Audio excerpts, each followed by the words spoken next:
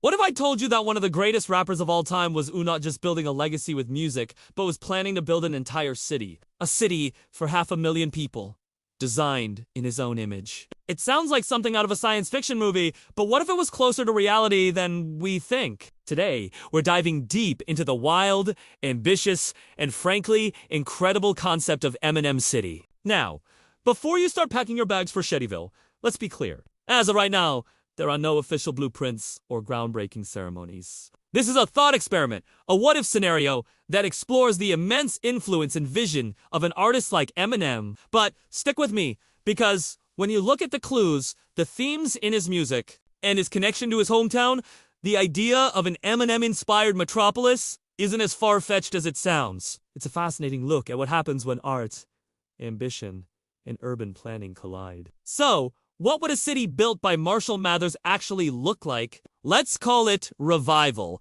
a name that perfectly encapsulates Eminem's own journey and the potential for urban renewal. Forget what you think you know about city planning. This wouldn't be your typical suburb with cookie-cutter houses. This would be a city with grit, with heart, and with a story etched into every single street corner. First, let's talk about the architecture. The skyline of Revival would be a mix of old and new, reflecting the very soul of Detroit. The city that forged Eminem. Imagine restored industrial factories, those beautiful old brick buildings, repurposed into state-of-the-art recording studios, tech incubators, and art lofts. These wouldn't be torn down. They'd be celebrated as monuments to the city's hard-working past. Alongside them, you'd see sleek, modern skyscrapers, maybe with jagged, unconventional designs that mirror the complex rhyme schemes of an Eminem verse. The city would feel both timeless and futuristic, a place that honors its roots while relentlessly pushing forward. The street names alone would be iconic. Picture yourself given directions.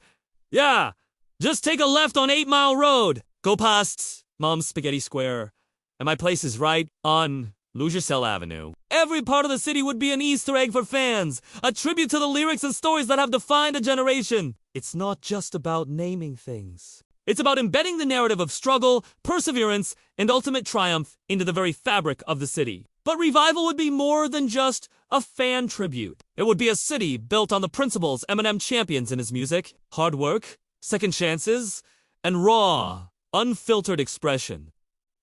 The city's economy would be centered around creativity and innovation. We're talking about world-class music production facilities, accessible to everyone from seasoned pros to kids just starting out. Think of schools dedicated not just to music theory, but to lyricism, to battle rap, to the art of storytelling. The Shady Records Arts Academy would be the most prestigious creative institution in the world. This city would also be a haven for entrepreneurs, especially those with unconventional ideas who've been told no one too many times. It would be a place that rewards grit and determination over privilege. Imagine small business grants specifically for people trying to rebuild their lives. Programs that turn passion projects into profitable companies. The entire economic structure would be designed to empower the underdog, because if there's one thing Eminem's story teaches us, it's that the underdog can win. Now, let's think about the people who would live there. Revival would be a magnet for the creative, the resilient, and the misunderstood. A city of 500,000 artists, engineers, writers, and dreamers, all drawn together by a shared ethos. The community spaces would be vibrant hubs of collaboration. Instead of quiet, stuffy libraries, you'd have dynamic, lyric lounges where poets and rappers could workshop their material. Public parks wouldn't just have benches. They'd have open-air stages for impromptu performances and rap battles. The city's energy would be electric, fueled by constant creation. And what about the social fabric? This is where the concept gets really powerful. A city in Eminem's image would have to tackle social issues head-on. It would be a place fiercely dedicated to mental health awareness. Imagine public service campaigns and accessible resources integrated seamlessly into daily life.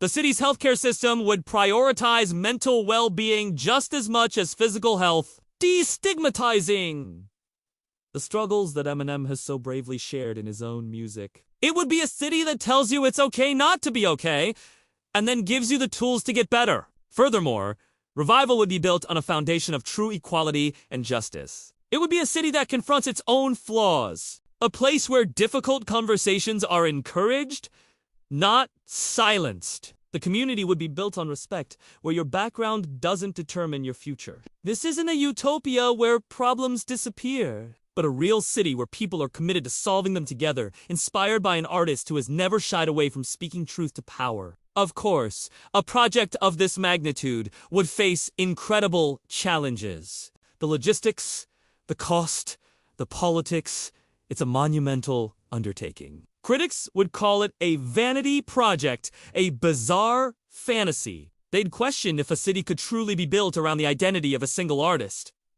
And those are valid points, but they miss the bigger picture. The idea of revival isn't just about Eminem. It's about what he represents.